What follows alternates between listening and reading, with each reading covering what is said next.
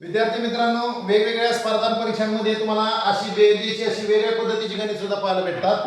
यामध्ये ठराविक अंक दिलेले नाही. पहा, इथं फुलीचं चिन्ह दिलंय 6, रंगवलेला गोल दिलाय 2. म्हणजे इथं कोणते अंक आहेत माहित नाही. 4, त्रिकोण 7, 9. म्हणजे त्रिकोणा ठिकाणी पण कोणता अंक आहे माहित नाही. आपल्याला ते शोधायला सांगितलंय की फुली कोण म्हणजे कोणता अंक आहे, रंगवलेला गोल म्हणजे कोणता अंक आहे आणि त्रिकोण म्हणजे कोणता अंक आहे. फुलीसाठी कोणता अंक आहे, त्याच्यानंतर या रंगवलेल्या गोलाच्या ठिकाणी कोणता अंक आहे आणि त्रिकोणाच्या ठिकाणी कोणता अंक हे आपल्याला शोधायचं सांगितलंय त्यांनी. एकदम सोपं आहे. पहा, जोपर्यंत आपल्याला माहिती नाही तोपर्यंत आपल्याला अवघड वाटत असतं. आता पहा, बेरीज चालू करायची. नावामध्ये 2 मिळवले, किती झाले? नावामध्ये 2 मिळवले 11. इथं लिहिले 1, बरोबर? हातचा गेला 1. ओके, हातचा गेला की आता इथं त्यांनी किती दिलाय? 2. उत्तर किती आलंय म्हणून ते म्हणते 2. म्हणजे ह्यांची बेरीज केल्यानंतर उत्तर 2 येते. म्हणजे 2 येते म्हणजे तिथे किती उत्तर येऊ शकतं? 12. बरोबर की नाही? मग आता इथे बघा 7, इथे 1 8. 7 आणि 1 हातचा 1 8 झाला का? मग इथं किती पाहिजे? 4. 9 10 11 12. कारण 12 पर्यंत येण्यासाठी आपल्याला इथे किती पाहिजे? 4.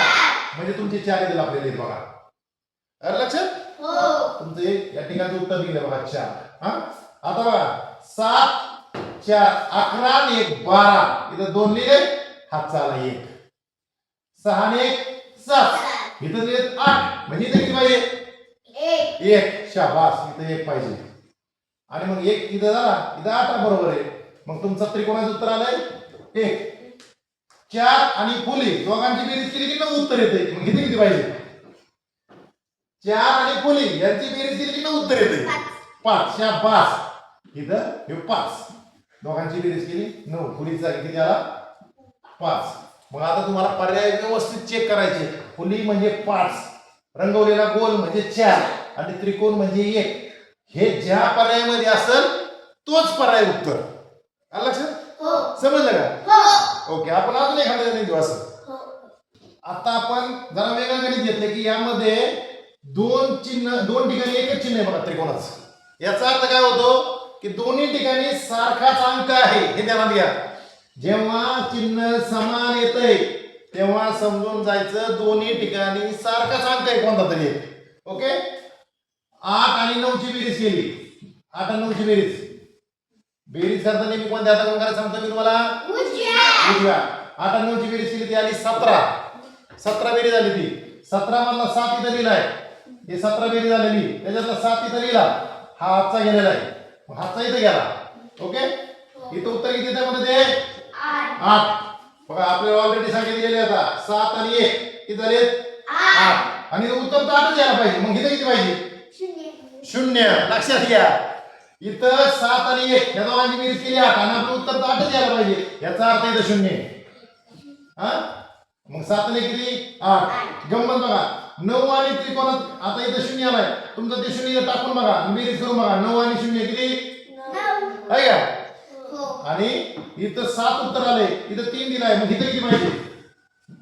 बघा, या दोघांची बेरीज इथं 7 उत्तर येते. मग इथं किती पाहिजे? एकदम सोपं आहे. 3 आणि चौकोनाची कोणती एक संख्या आहे त्यांची बेरीज केली तर 7 उत्तर येत आहे. अरे मग अशी शिकलोय आपण. 4. Very good. 4 आणि 3 ची बेरीज करायचं उत्तर 7 येते. म्हणजे तुमचा चौकोन म्हणजे आला 4 आणि त्रिकोण म्हणजे आला 0. येते लक्षात?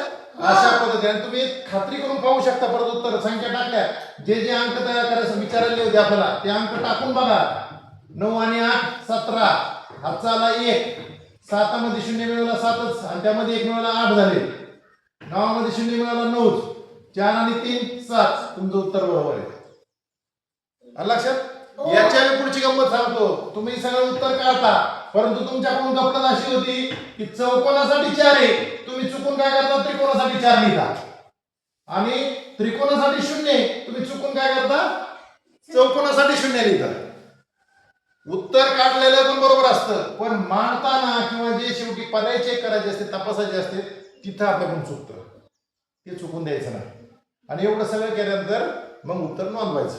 आलं लक्षात? ओके, सराव करा, तुम्हाला आणखी समजेल.